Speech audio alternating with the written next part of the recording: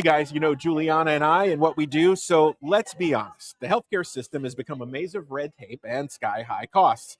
That's why we want you to check out Altrua Health Share. That's a community of people helping people. Now, Altrua isn't insurance. It's a faith-based health sharing community where members cover one another's medical needs, not corporate profits. Okay, important stuff. You'll get access to over 1 million providers nationwide, and you can save thousands of dollars a year based on what you're dealing with now. It's time to take control of your healthcare. So here's what we need you to do. We need you to go to altruahealth.org/watchman. That's altruahealth.org/watchman. And when you get there, use the promo code FREEDOM100 for an additional discount. Or you can give them a call and discuss the options. 512-717-4639. That's 512-717-4639. altruahealth.org/watchman. Make sure to tell them the Watchman sent you. Welcome back to the Watchmen Brief. This is R.C. Williams. We are live at America Reads the Bible 2026. We're at the Museum of the Bible in Washington, D.C. A special treat joining us on the show, Erik Dellenback. Sir, welcome. Oh, I'm honored to be with you. So you are in charge at Florida Family Voice. Yes, sir. So we had Craig DeRoche on from FPA, and so we've talked to some folks today, but in particular because we are Floridians. Yes. Talk to us about the free state of Florida. Thank you very much. The free state of Florida. Yeah, no, so let's talk a little bit about you and your background, and let's talk about Florida Family Voice and what's going on there. Sure.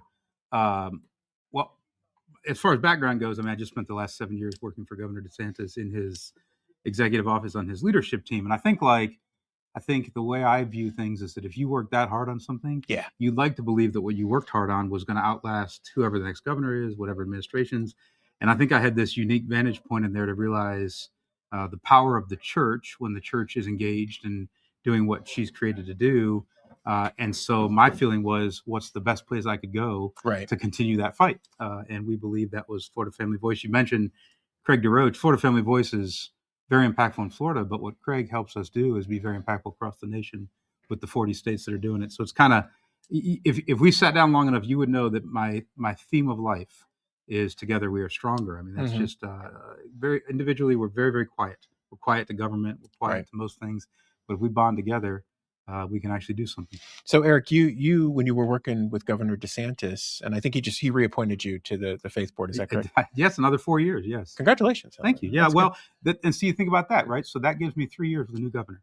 That's good. So we can actually hold some lines of faith that you always wonder, we're not concerned about who the candidates are, but you just don't know. So this helps us hold that posture of faith and keep Florida where we like it to be. So Erik, when you were working with Governor DeSantis in that role before Florida Family Voice, you really made an effort going around the state, getting faith groups together and faith leaders together.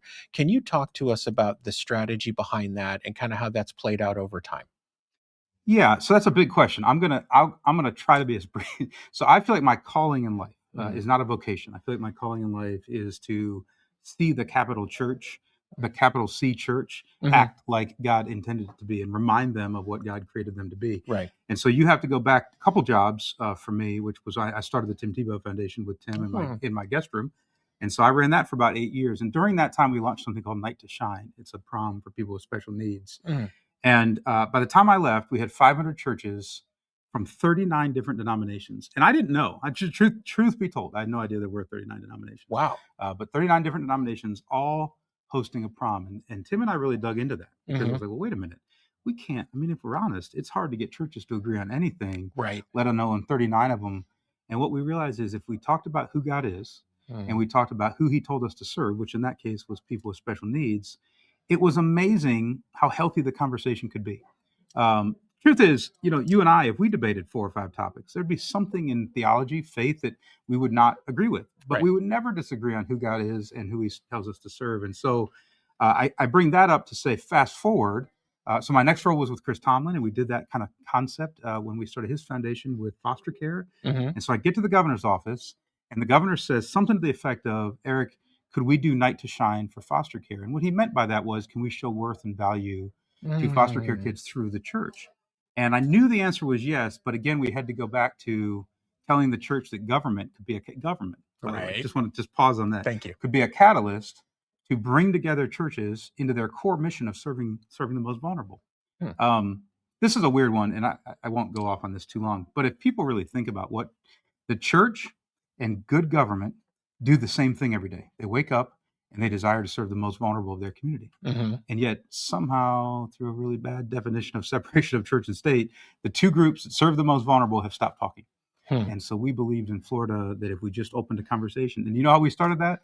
2019, when I first got there, the governor and I co-signed a letter that was just a thank you note to the 17,000 churches of Florida. Wow. And we said, we don't even know exactly how you serve, but we know this. If you were not here, the communities would not be served, our government would implode. And so we just want to say thank you. And if you'll tell us who you serve and how you serve, we will make sure we open the gates. And that was a good start. The governor keeping our churches open and deeming them essential during COVID. Amen. Made us the free state of Florida. Yes. That was a big deal because the church that letter hit 2 weeks before COVID. Wow. And so we're telling them thank you. They've never heard thank you from the government. And then the governor got to kind of show what he meant, which was, I will stand behind you. So all of a sudden we were in this momentum lane. And we had 2,200 churches come together and say, we'll serve the most vulnerable through the government, which is crazy. Unbelievable to me. It's amazing what we can do if we actually do what we're supposed to do. We were talking to folks earlier today and we said, oh, well, they say the church shouldn't be involved with government. It's like, wait a minute, Father created government. He created both. Right? He created government and the church, yeah. Yeah, it's like, so if he's saying that we're supposed to be involved, how is it that for some reason we've been led to believe that we shouldn't be involved? Well, a few things. Number one, that's been a campaign of probably the enemy, but it's been a campaign of an opposition too that is real. I mean, it's tried to tell us that our voice is to be silenced. On top of that, my son right now is in school to be a pastor. And I'm not sure that we've done a very good job educationally or even as congregants coming around pastors and saying, I think a lot of pastors were trained in peacetime. And we're not really in peacetime. We're never in peacetime, but there's times that seem more peaceful. And so I think we have a couple things happening. One, we have a congregation that up until recently, wanted it to be about them and didn't want to hear real truth. Now you're seeing this revival that they're talking about, these young people returning. If I were to venture into that, I'd say I have 5 kids, but 2 of them are in their 20s. And I said, if you think about that kid since COVID, right, he's had the complete erosion of truth, news, science, medicine, things that the CDC, like if we were kids and the CDC said do something, we would have never thought, well, this could be politically motivated or privately funded. That just would have never crossed our mind. 100%. And so these kids have seen an erosion of truth, and now they pick up a phone, they pick up a news source, and they're supposed to, in their 20-year-old brain, take 4 or 5 sources and compute truth out of that brain. That's terrifying. Yeah, it is. I mean, I love my 20-year-olds. It's terrifying. And so it doesn't surprise me at all that they're returning to church to saying, tell me what that book says. Like, I want to know every word. Don't skip a word. Don't even the weird parts that seem to not apply to it. Read every word. Tell me what it says. And there's something rising up in people that says there is a boldness that comes with that. And so I just think we happen to be in a moment in time when God's doing all that, and we're just stepping into it in the way that he does. Because I promise you this is not a humility statement. I'm probably the least qualified person to do what I'm doing that you've talked to all day. And that's fine, because I think in that posture, I'm either too dumb or too stupid or just obedient enough to try things because I think so many things we just have to do it. Yeah. Like, just get out and do it. I mean, your name, I love your name. Thank you. Right? I mean, like, a watchman doesn't go into their watch knowing what they're going to do. They go into the watch looking for something. And then when they see that thing, they will determine what they're going to do. And that's being guided by God. And so I think it's probably kind of sums up a little bit of how I'm here as a dude that I'm like, I didn't know enough about government to know what we couldn't do. That's it. But that's where the best servant leaders come from. Well, whatever. Use me in that way. And again, I was around smart people, and government will tell you all the things they can't do. Yeah. But the truth is, you nailed it. Government was created by both. They wake up in the morning. I mean, God created government and church. They wake up in the morning desiring to serve the most vulnerable people if they're good at what they do. And I'll give you a model. I don't know if they can see my hands or not. But one of the things that was explained to me early in government is that government exists from the moment crisis ends, the moment crisis begins, the moment crisis ends. Right? Government by itself is limited. So if you think about foster care, they enter foster care, they exit foster care. Well, the church, and this is where people get crazy, the church is prevention on the front end, love and compassion during, and community and reunification on the other side. So what's ironic is the church is limitless. It can be on any side at any point. Government's actually limited, and they're limited by scope and by money. Right. And so the funny part is with that definition of separation of church and state is that somehow the church came out thinking they're the limited ones. And the reality is government is the one that actually exists inside a box. Government doesn't do prevention. That's why they get made fun of for saying they always bail a boat. Good government will look upstream. but they don't have the money, resources, and people to do something. And so we just started saying to the church, we will give you what we have, which is we know. Don't go start a foster care movement without talking to us, because we know where those kids are. We know where they are before they hit the system. Right. And through privacy and all the things we can do, we started opening the door to letting churches see those kids before they hit the system. And if you can capture that kid and that family to be a church family before they have the worst moment of their life, you will change the trajectory. So if I were to say one thing that you may not know as a Floridian, so I want you to be proud of two things. One, we're the only state in the nation that had a role like mine in the executive office. So non-politically, Governor DeSantis' boldness on that was crazy. Yeah, we were the only state. Secondly, we have reduced foster care by 47% in our state in 6 years. 47%. Wow. I mean, you're talking about 12,000 kids that are no longer in, and we've cut the pipeline. And if people are like, well, how'd you do it? It wasn't adoption and community reunification or family reunification. It was literally letting the church see upstream and do the thing they were made to do. You know, it's interesting, Eric. Juliana says all the time that back when Jesus was walking the planet, the government didn't take care of the people took care of the people. And literally what you just described is the church stepping in and saying, look, the government says, we'll let you see what's coming, but you guys need to take on, or you can take on that role. And it actually works. It's funny how his plan works. Always works. The crazy part about that is she's right? Yeah. Is that number one, there's two truths about that. One truth is there was a moment when the church was doing that. They abdicated that role. Government took that role. The problem is how do you read from that pesky little book and go, how do I not stay involved? And so then they got re-involved, but they didn't want to talk to government. And so we created, I will rattle people to say, neither the church nor government can fully and effectively, efficiently serve the most vulnerable without the other one. And people get all weird about that, but that's just the way it was set up. The structure was set up that way. And instead we've siloed and said, I'm going to do my own thing. It's like, well, are you crazy? Like, we're serving those exact people. And the second part of why she's right is because every major move of Christianity happened out of just loving and serving people. And so that, when you show up at the door of a human, this is what's happening in our state. What's happening in our state right now is a child protective investigator or caseworker walks in a home, they're making decisions, is the kid going to be removed or not? That's happening every day, all over the state. And now, if the number one removal of kids for tangible items in the state of Florida is just having a lack of beds, because it's required one bed per kid. Oh. So now I tell you that. Right. So you've just heard that. Now you've seen something you can't unsee, which will stick with you. And you'll go, I'd buy a bed. I'd build a bed. I'd give a bed. I mean, we can get beds out of our abundance.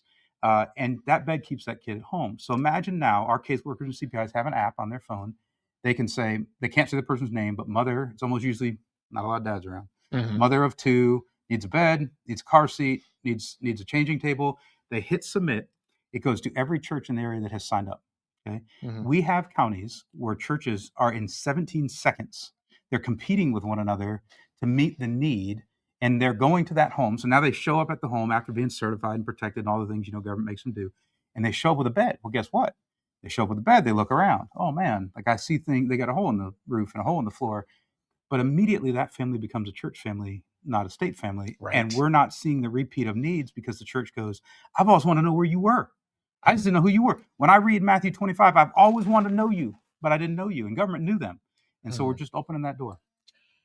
So, Eric, I mean, whenever you decide, or Father decides that you're going to run for higher office, we'll obviously be there to support you because you've got these things worked out. He will have to be pushing me with a pitchfork to make me do that. But yes. But I mean, just hearing this, I think it's so great for people to be able to get context around what's happened and how you've been able to help to steward that process. Because even in our short conversation here, you've enlightened me to the fact that, wait a minute, given the proper context, that makes a whole lot of sense. I think a lot of times, like you said, government's in this box and church feels like they can be, and people talk past each other. That's right. Instead of like, wait a minute, no, this actually works together if we do what we're supposed to do. We try to overcomplicate everything. Yeah, this is fascinating for me in this conversation. And I'm inspired. Great. By that. I'm glad you're a Floridian. Yeah. I really am. I'm really glad about that. I got to tell you, I'm inspired to speak for Juliana on this. I am inspired to hear that context. And that I'm glad you were reappointed to the board because that leadership is needed. So how did you end up with Florida Family Voice? How did that all come about? What are you up to there? Well, it was time to leave the governor's office because My time there was evolving and changing, and I needed to get someone in office there before I left that could stay for a while. Okay. I'd said I'd be there a year. I was there 7. So just I did more than I thought I'd do. I wanted a place, and the governor knows this. So I admire him and the first lady more than you can imagine. I needed a place that I could continue the work we're doing without politics getting in the way. Okay. Because eventually what happened was the first lady, who's a dear friend of mine, got rumored to run for governor, as you know, in Florida. And then the political attacks started coming. The Speaker of the House, the governor got into some weird things. And I started having churches say, well, I don't want to get political. And it was like, well, no, we never were political. You're still not political.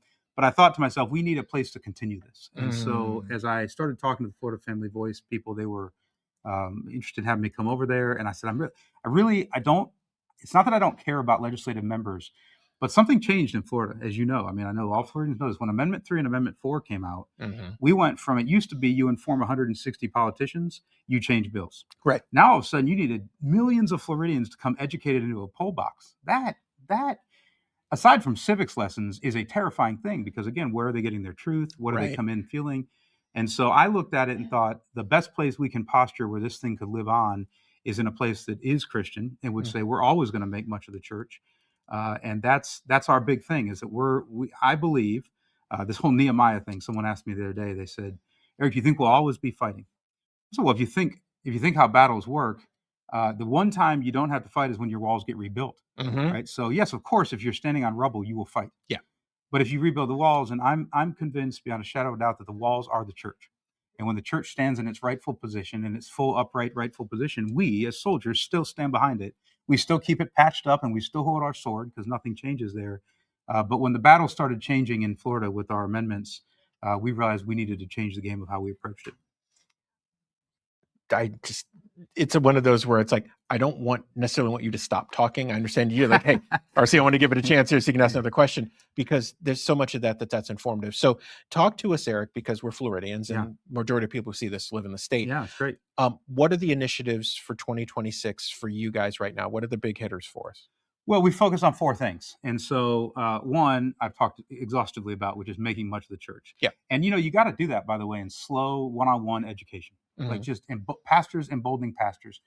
2 is we focus on making sure the 160 legislative members are informed. You want to have another one that's I promise you will love this.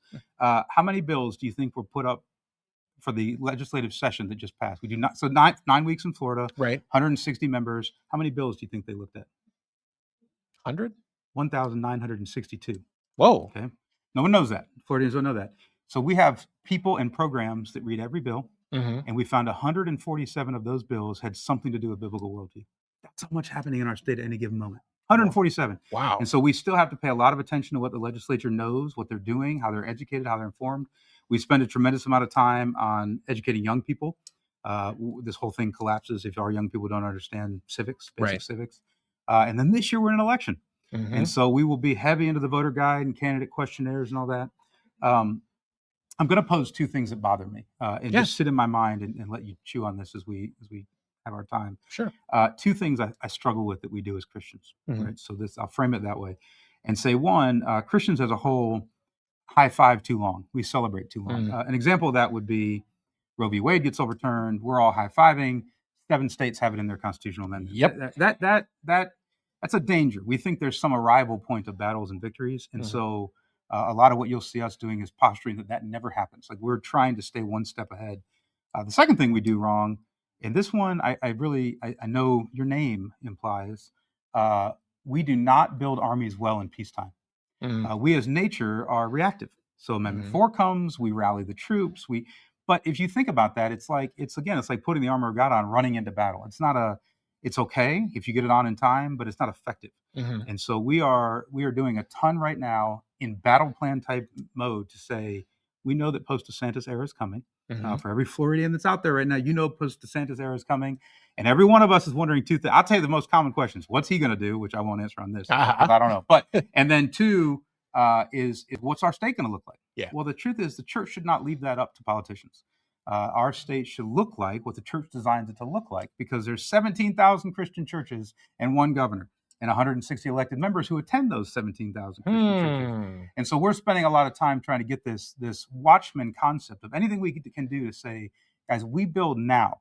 And so that when they come back into the state of Florida and want to spend another $130 million to run an abortion amendment, we just look at them and like, you're out of your mind. We've got 5,000 churches that right now are going to rise up against you. You'll lose another $130 million.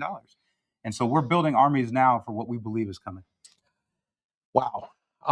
Talk about action. That's why, like, our name, the ministry is Watchmen Action. I love it. You have to be doing something with what you see. Amen. Erik, I think I've heard that laid out extensively from you in our short time together. Again, for me, this is a fascinating conversation. We're going to have to do one of those long forms that they do at some point, anytime you where want. we sit down across, we just sit at the table and we just talk and talk and talk. But I most certainly want people to know where they can get more information and how they can support you guys. Yeah, look, we'd love it. Right now, we are building. Whether they're a pastor, if you're a pastor, I want to know you. If you're a pastor in Florida, I want to know you. If you're a person who can support us, which we need, because that's the other thing, we only fund things in wartime, which is a funny part too, right? We need consistent people to say we believe in peacetime building so that we don't have wartime, and they can do that at our website, which is www.fl for Florida, flfamily.org. And you know, look, we'd love to have that. And look, I also don't think of prayer as a last resort. It really is a first response. And so when I like everything we're taking on, I've seen it. I've gotten the warfare. My Amendment 4 fight, I mean, I was sued, persecuted, chased, attacked. We drove in a bus. I had to have police security at all the times. And so I did 70 speeches surrounding Amendment 4. There is evil that surrounds some of that stuff. And so I don't say lightly to the people there. I'd say, man, please pray. Like, our team needs it. Our staff needs it, but our marriages need it. Our kids need it. Because I've learned that Satan doesn't stop where he first attacks. He goes after everything. And so those would be the things that would be great. Erik Dellenback, what a pleasure, man. Yeah, what thanks, a blessing man. to Great see meet you too. Thank you. Yeah. Thank you, guys. We're live at America Reads the Bible 2026. We're in Washington, D.C. at the Museum of the Bible. We'll be back.